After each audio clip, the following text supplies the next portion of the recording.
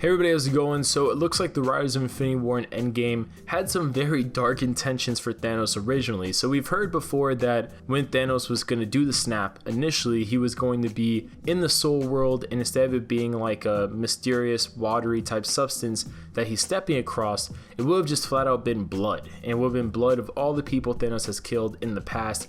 But of course they removed that out, likely because it would have been too much for what they were going for with their audience, which is more a family kind of age range, not just a purely mature audience. And continuing that trend, it looks like originally, according to Marcus McFeely, Thanos would have traveled to Earth before going forward in time at the end of Avengers Endgame and attack the Avengers of that time period. So I guess this would technically be 2014.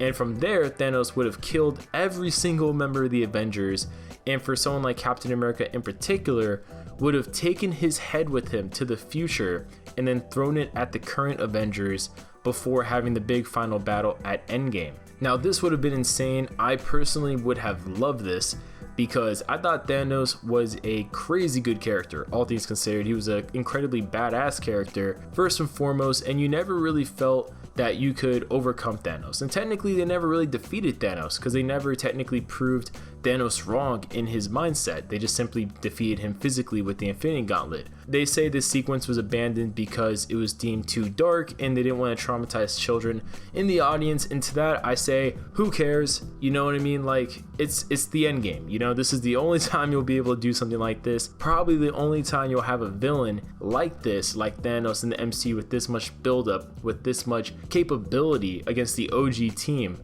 If you're gonna do something like this, it's kind of like a now or never kind of thing, in my personal opinion. Or at least film it, delete it, and then add it as a bonus scene later for maybe a more mature theatrical cut, since they already tried scamming us with that extended release that had the unfinished CGI scene. But comment below your guys' thoughts, what do you guys think, and we'll see you guys later.